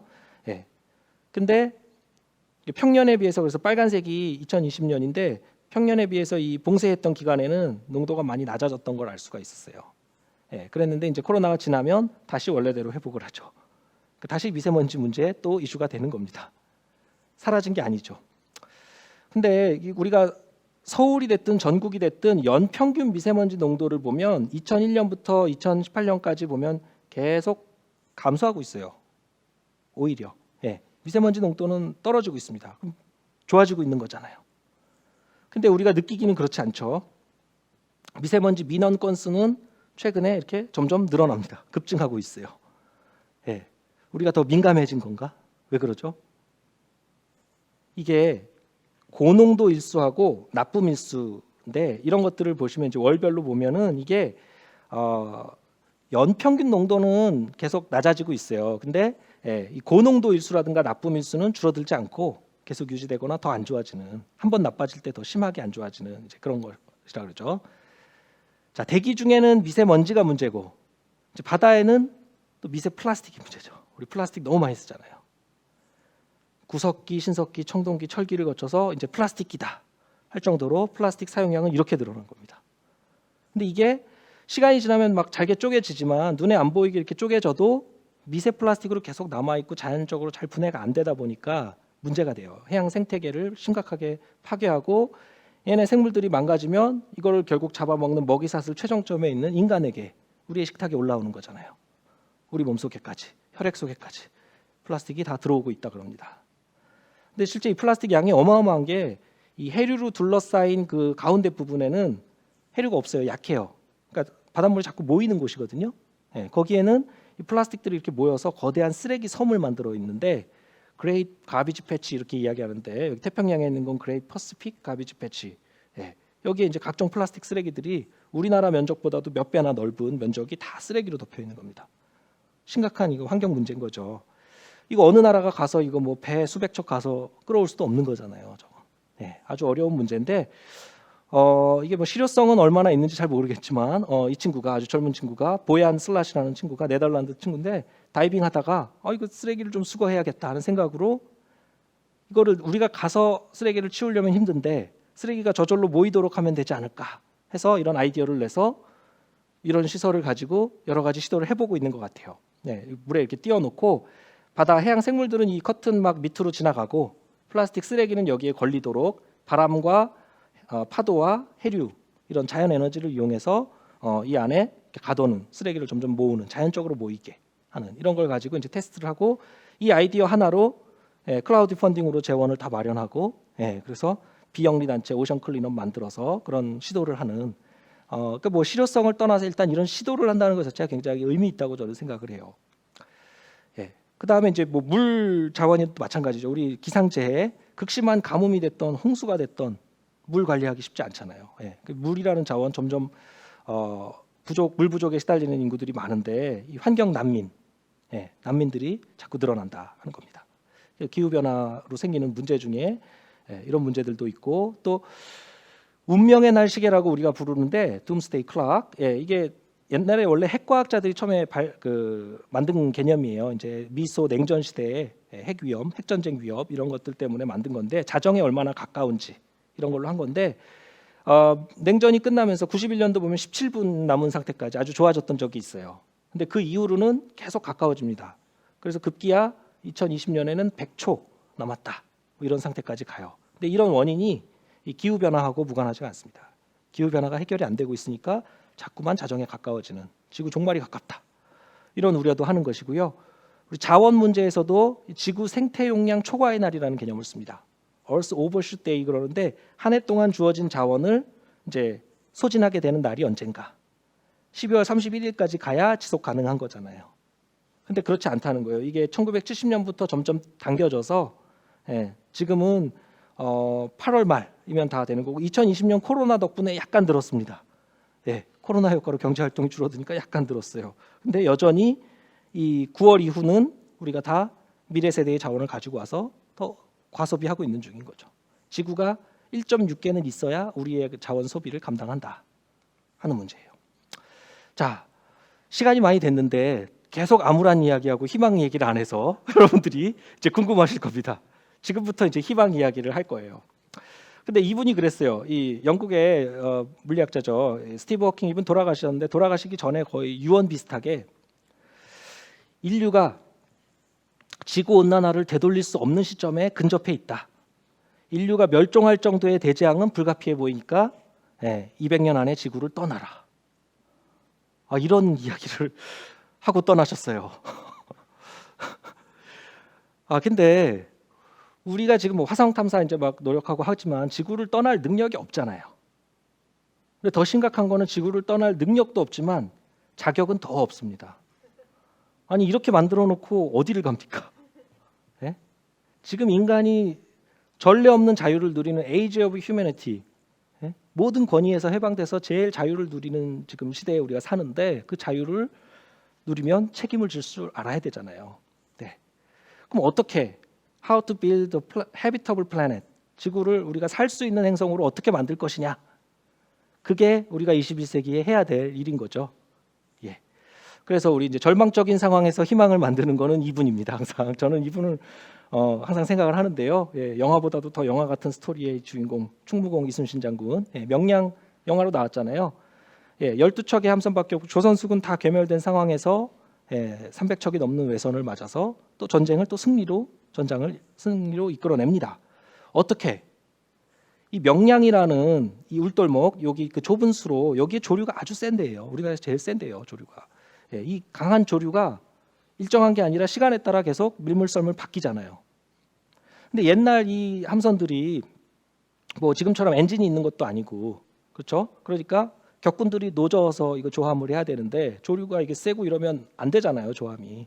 그러니까 이 조류가 굉장히 중요합니다.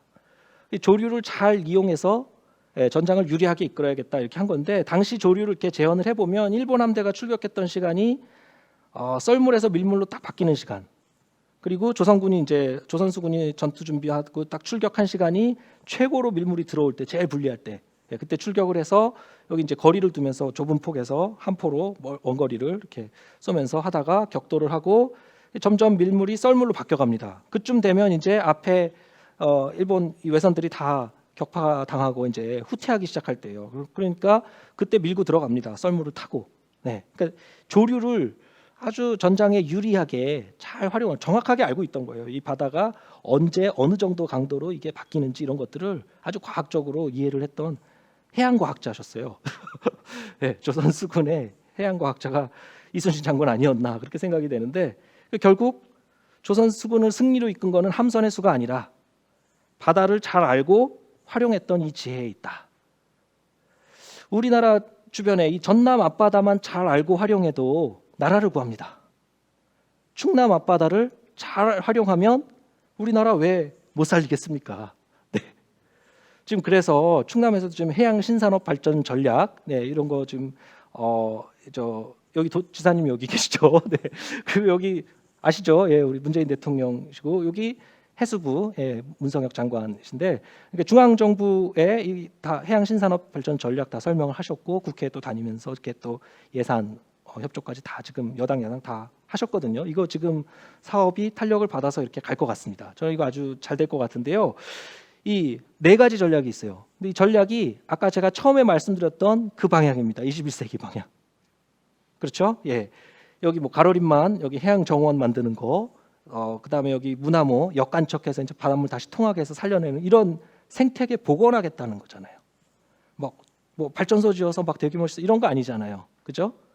생태계 복원하겠다는 거고 주민들 다 찬성하시는 이런 거잖아요.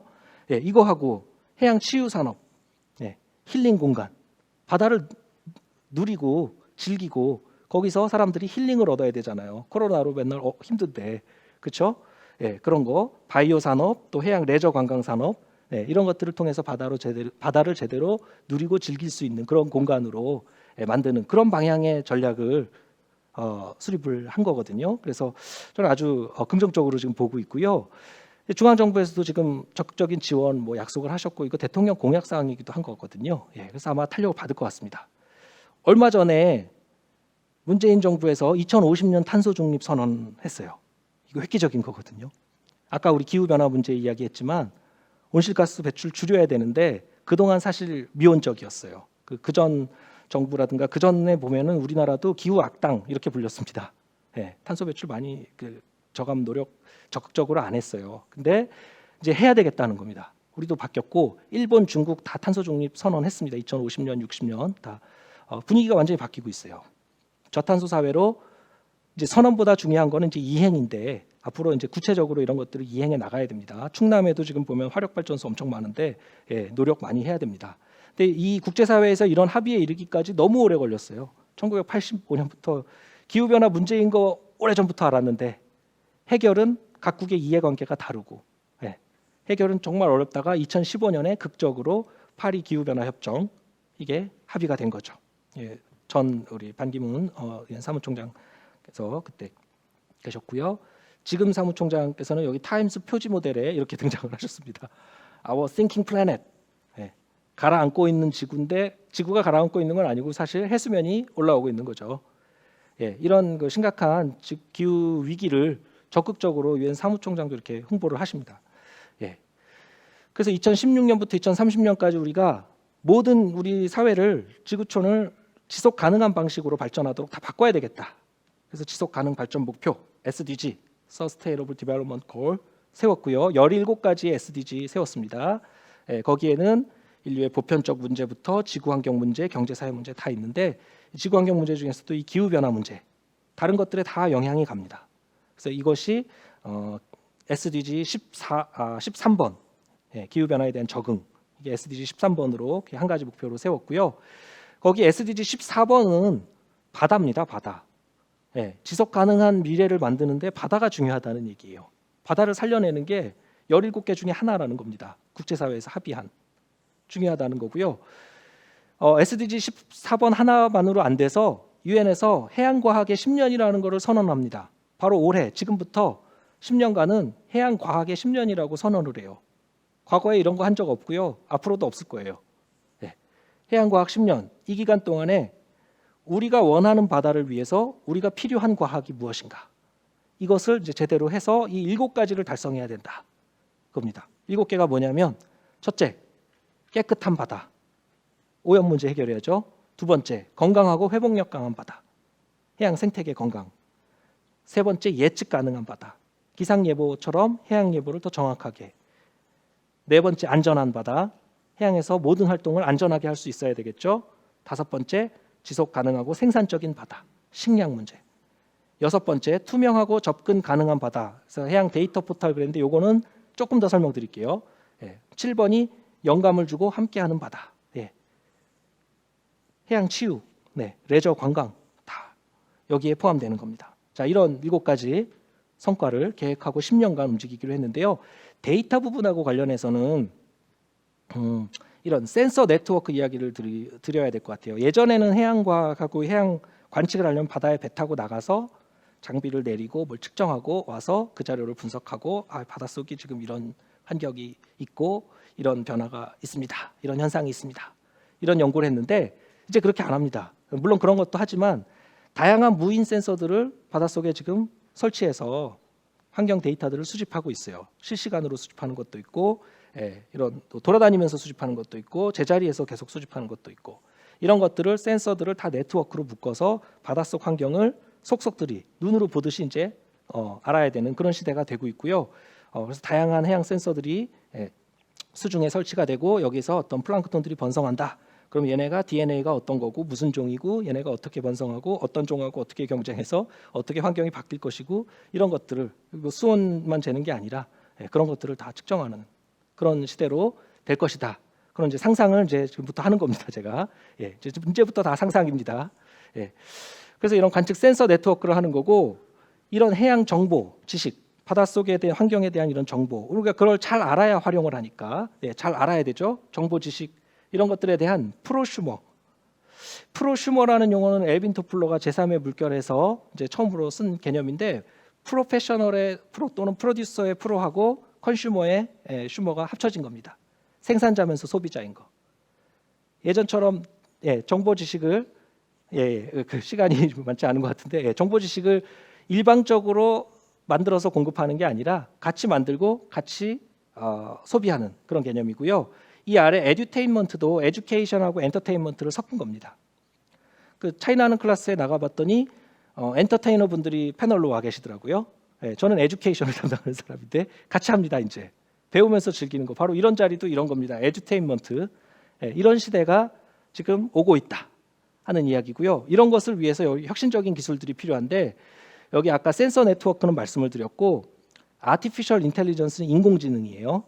그 다음에 오그먼티드 리얼리티, 버추얼 리얼리티, 증강현실, 가상현실 이런 건데 예를 들면 이런 겁니다. 이 가로림만 안에 여러 가지 해양 센서들로 가로림만 내부 환경을 우리가 다 이해하고 위에는 드론이 날아다니면서 다양한 디지털 정보들을 다 수집해서 치유센터 안에 이런 것들을 다 증강현실로 가상현실로 구현해서 자 이런 것들을 만져보고 우리 그 뭐죠? 네, 이름을 까먹었네. 그 가로림만의 그 유명한 거 있죠. 물범 그죠 맞아 그거 그런 거 잘 보기 힘들잖아요. 근데 우리 안에 수중에 다 이런 환경 센서로 해서 증강현실로 만들어 놓고 계속 보면서 우리 치유하고 즐길 수 있는 그런 거 만들 수 있다는 겁니다. 자 이제 맺도록 할게요.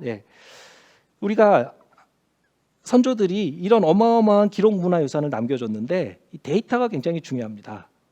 우리가 지금 이제 해양 충남에서 해양 신산업 발전 전략을 가지고 새로운 방향의 산업들 이런 것들 계획을 하셨잖아요. 이런 것의 이제 출발은 과학이거든요. 바다를 잘 알아야 더 잘 효율적으로 활용할 수 있잖아요. 더 잘 알기 위해서 다양한 데이터를 지금부터 많이 기록을 해야 됩니다. 그 데이터를 수집해서 데이터 사이언스를 할 수 있는 해양 분야에서도 4차 산업혁명 이런 것들을 할 수 있는 그런 데이터를 모으는 것 그런 것들이 같이 병행돼야 되겠다. 아까 해양 과학 10년의 6번째 성과 그 부분에 대해서 추가로 말씀을 드렸고요. 자, 우리에게는 앞에 두 가지 갈래길이 있습니다. 20세기 방식의 이런 외롭고 삭막한 각자 도생 경쟁 이데올로기 신자유주의가 있고요. 21세기 공존의 지혜를 찾는 인간과 인간, 인간과 지구가 공존하는 그 지혜를 찾아가는 과학에서 출발하는 길이 있습니다. 자, 어느 쪽이 답일지는 우리가 다 잘 알고 있습니다. 그래서 이 변화의 물결에서 선두에 서시는 우리 청년분들 되시기를 바라면서 일단 강의는 여기서 마치도록 하겠습니다. 감사합니다.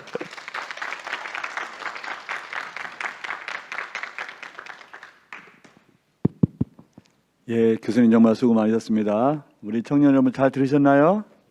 잘 들으셨죠? 이런 기후위기 바다 문제에서 평소에 생각한 거 있었는데 오늘 교수님 말씀 들으니까 정말 심각하게 생각하고 이 절박한 문제이기도 하다. 이런 심각하고 절박한 것을 바탕으로 해서 우리가 한번 희망과 상상의 미래를 한번 그려보자는 좋은 말씀 고맙습니다. 큰 박수 한번 주시자면요. 네, 고맙습니다. 교수님부터 귀한 말씀 듣고 여러분께서 교수님한테 관련해서 또 어떤 질문도 자유롭게 했으면 좋겠다는 말씀드리고 각자 자유로운 질문을 부탁드립니다. 한번 질문 좀 해주세요 한번요. 네, 짧은 시간이었지만 세계 기후 위기와 바다에 대해서 정말 감명 깊었고요. 교수님 말씀 들으니까 코로나19 그 팬데믹이 그 저희 기후 변화와 굉장히 큰 관련이 있다는 것을 알게 됐는데요. 그 기후 변화 때문에 해수면이 이렇게 상승한다고 했는데 그 삼면이 바다로 둘러싸여 있는 지금 우리나라는 굉장히 걱정이 돼요.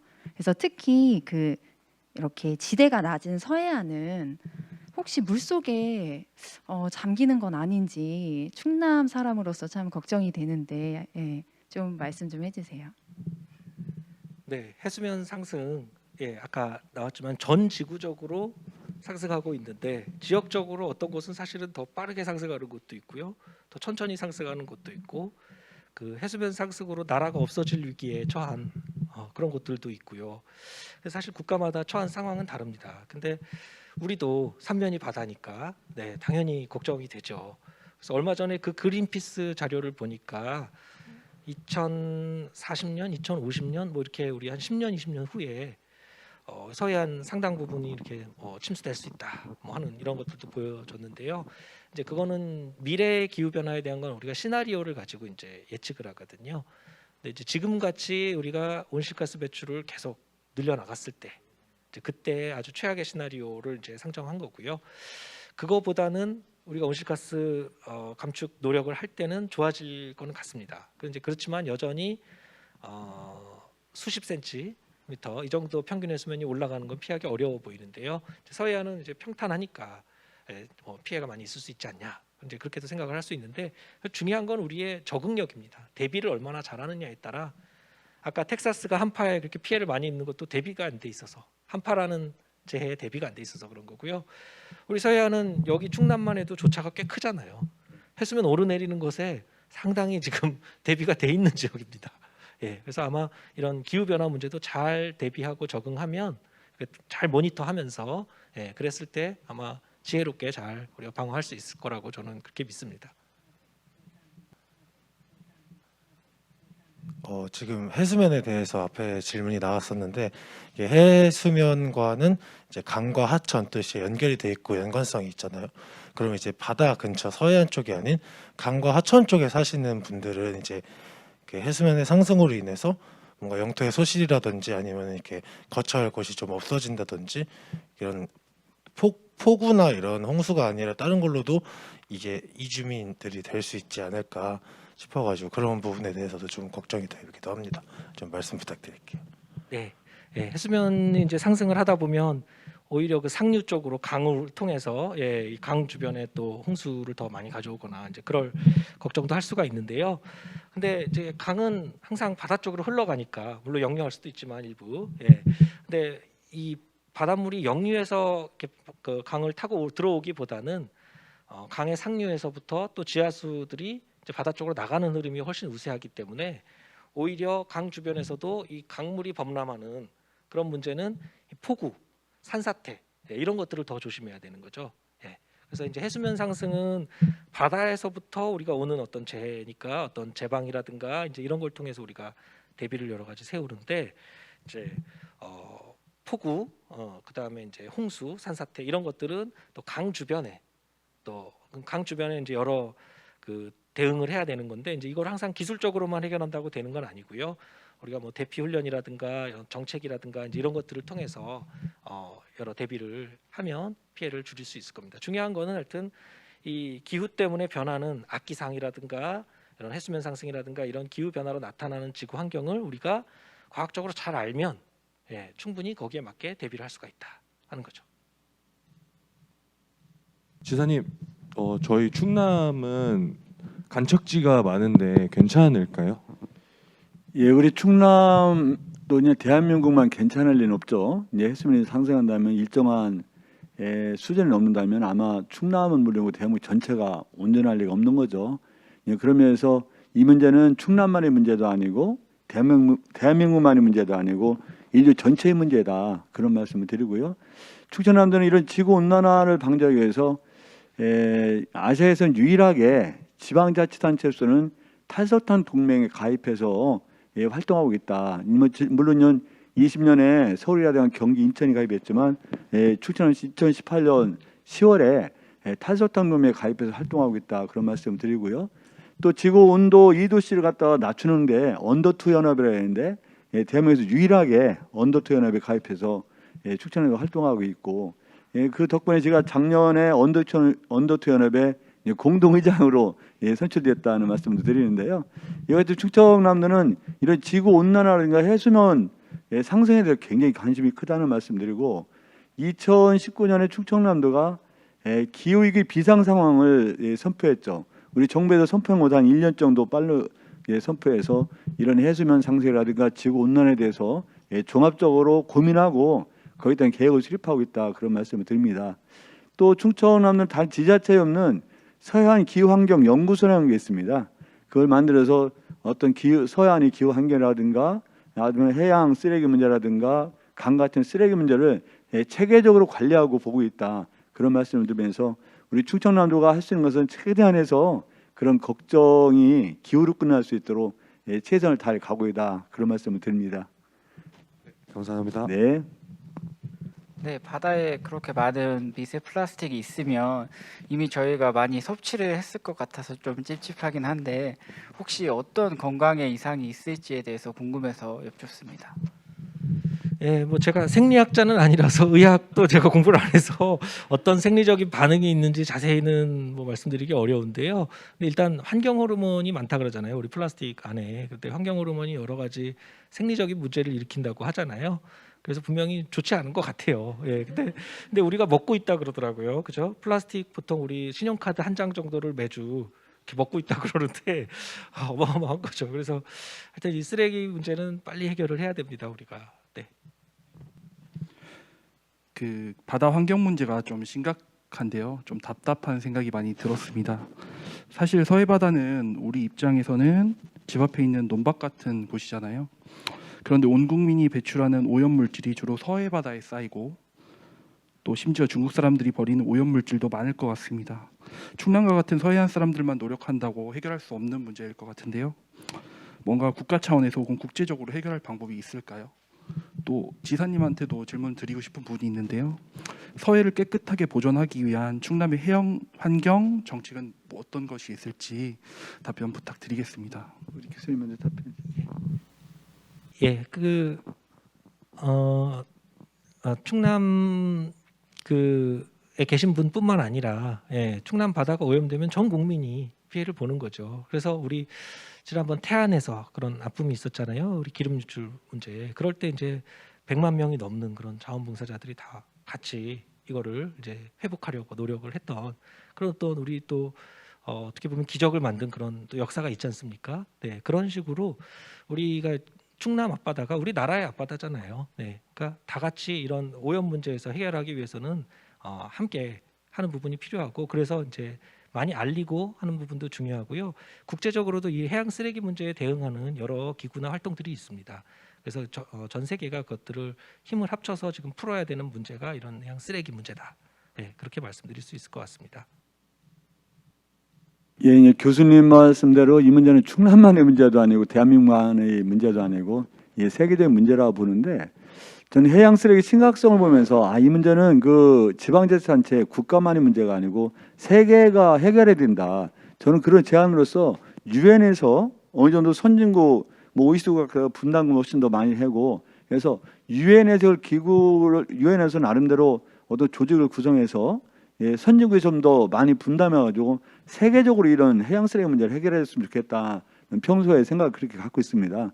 또 이번에 우리 충청남도는 인천이라든가 경기도 여기 함께 연계해서 이런 나름대로 초광역 단위에서 해양 쓰레기 문제라든가 기후를 고민하는 협약을 조만간 맺는다는 말씀을 드리고요. 해양 쓰레기 문제가 사실 2019년을 해양 쓰레기 원년이 해로 선포한 게 충청남도인데 해양 쓰레기 문제가 여러 가지 문제가 있죠. 제일 먼저는 어떤 그 기본적으로 기초 자료라든가 이게 좀 미비하다. 또 굉장히 그 처리 해양 쓰레기 같은 경우는 처리 비용이 굉장히 과다합니다. 또 재활용률이 굉장히 낮죠. 그래서 지난해 4월이죠. 2020년 4월에 충청남도가 해양 쓰레기를 효과적으로 체계적으로 대처할 수 있는 대체 수습해서 발표한 바가 있는데요.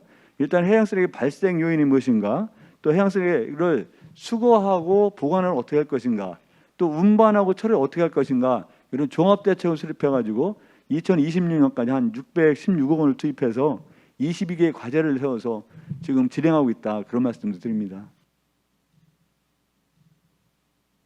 석탄박물관이 있는 보령에서 거주하는 청년으로서 그동안 해양과 환경에 대해서 관심이 많았는데 오늘 기회로 이제 교수님의 말씀을 잘 들을 수 있어서 감사했습니다. 충남에서도 해양 관련으로 다양한 산업을 하고 있는 걸로 알고 있는데 이제 교수님이 보시기에는 어떻게 잘 운영되고 있는지 그것이 알고 싶습니다. 예, 아까 잠깐 이제 소개가 됐지만 그 네 가지 그 해양 신산업 관련한 발전 전략, 저는 그런 것들이 기본 방향이 생태계, 환경, 보건, 그다음에 치유, 레저 이런 관광 이런 쪽으로 잡은 그 방향 자체가 아주 좋다고 생각이 되고요. 그게 아까 제가 말씀드렸던 21세기의 방향이 그쪽이라는 거죠. 그래서 우리나라에도 사실 순천 같은 곳들이 이제 대표적으로 그런 방향으로 어떻게 보면 시작한 곳이잖아요. 근데 이런 가로림만의 이런 해양 정원 이런 것도 처음인데 이런 것들이 잘 만들어져서 우리 국민들이 바다를 정말 누리고 즐기는 그런 방향으로 갔으면 좋겠고요. 근데 바다를 누리려고 하는데 미세먼지가 자욱하면 또 관광객이 안 오잖아요. 네, 그러니까 당연히 우리 석탄 화력 발전소부터 시작해서 우리 미세먼지도 다 해결을 또 해야 되고요. 중국발 이런 것도 같이 또 해결을 해야 되고, 그래서 갈 길은 먼데 하나하나 노력하면 위기는 사실 또 기회이기도 하잖아요. 이런 위기가 새로운 기회를 앞으로 많이 제공을 해줄 거라고 저는 그렇게 생각합니다. 네, 강의 내용 중에 이제 자원 고갈도 큰 이슈 중 하나지 않나 싶습니다. 최근에 뭐 인천 수돗물 사태도 있고 뭐 지하수가 오염되는 등 진짜로 대동강물을 파는 게 현실이 된 이제 21세기인데요. 지사님께 질문을 드리고 싶은 게 혹시 충남에서 이 해수 담수와 관련한 이런 사업이나 계획이 혹시 있는지 궁금합니다. 예, 우리 해양 담수화 문제가 굉장히 충청남도가 그 선도적으로 하고 있다 그런 말씀을 드립니다. 이미 여기 이제 보령에 분도 오셨는데 보령 같은 경우 처음에 이 식수가 마땅치 않아요. 늘 그래서 이미 이제 보령에 뭐 원산도라든가 삽시도, 고대도, 장고도, 소도 같은 거 13개 섬에 하루에 한 1,115톤 정도, 한 3,000명 정도에는 담수화를 통해서 양질의 식수를 안정적으로 지속적으로 지금 현재 공급하고 있다 그런 말씀 드립니다. 충남뿐만 아니라 대한민국 전체의 문제이기도 한데 사실 물 부족 국가가 우리 대한민국이라 하지 않습니까? 그런 면에서 볼 때 충청남도 특히 서해안 지역에 물이 굉장히 부족한 상태입니다. 지금은 뭐 예를 들어서 다른 데여서 다른 곳에서 물을 가져오는데 이 문제를 근본적으로 해결하기 위해서 아까 같은 도서 지역에 그 식수 같은 경우 그런 체제를 이미 마련해서 시행 중인데 특히 서산에 대산 임해산업단지가 있습니다. 대산 석유화학단지가 있는데 여기 물 문제를 물 부족 문제 해결을 위해서 공업용수죠. 하루에 한 10만 톤 정도의 공업용수를 공급할 수 있는 해수 담수화 사업을 이미 진행 중인데 이거는 대한민국의 최대 규모다 그런 말씀을 드리고요. 하루 10만 톤 정도의 공업용수로 활용하는 해수 담수화 사업이 24년도에 공급하기 시작하는데 그러면 서해안의 물 부족 문제를 상당 부분 해결할 수 있는 그래서 최고 선도적 모델을 현재 충청남도가 시행하고 있다. 한 2,800억 정도 소요되는 예산인데 23년도 완성되고 24년도 하루에 10만 톤 정도 공업용수로 공급할 계획이다 이런 걸 말씀드립니다. 네, 그 세계적으로 지금 그 기후 변화가 정말 위기 가운데 있는데 저희 세계에 있는 이 청년들이 어떻게 대비해야 되고 그리고 현실적으로 정말 대한민국에 있는 청년들이 어떤 준비를 해야 되는지 한번 조언을 얻고 싶습니다. 네, 일단 환경 오염을 만드는 이제 그런 플라스틱 사용 줄이는 것부터 시작해서 여러 가지 우리가 생활 속에서 바꿔야 될 것들이 있잖아요. 조금 귀찮더라도 지켜야 될 것들 이런 것들을 지키는 사람들이 더 많아지고 이제 기업들도 ESG라 그러죠. Environment Governance, ES, Society Governance인데 Environment 환경을 중시하고 그렇게 안 하면 이제 기업 활동을 하기가 더 어려워지고 투자를 받기도 힘들어지고 하니까 그러니까 현명한 소비를 하고 같은 제품을 사더라도 좀 더 환경을 생각해서 이 제품을 만든 기업의 제품을 사고 또 그 기업에 투자하고 하는 그런 방식의 활동을 통해서 우리가 지구 환경을 살리는 방향으로 그래서 기후도 우리가 회복하는 방향으로 생태계도 회복하는 방향으로 우리 청년들이 충분히 그런 방향의 그 활동들을 할 수가 있고요. 그 다음에 이제 어떤 일을 하든지 간에 어떤 전공을 하든지 간에 우리가 기후 문제를 항상 생각하면서 그다음에 지구가 내가 어떤 행동을 했을 때 지구에 어떤 부담이 갈지 이런 것들을 생각하면서 우리가 계속 모든 행동을 할 수가 있을 거예요. 그런 방식으로 지구와 공존하는 그런 방식의 미래를 만들 수 있을 것이다. 그렇게 생각합니다. 네, 감사합니다.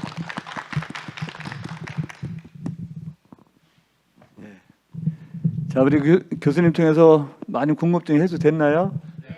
또 희망도 가질 수 있다고 생각하나요? 하여튼 충청남도 청년들을 중심해서 이 기후 문제는 우리가 절박한 문제이고 생존의 문제이다.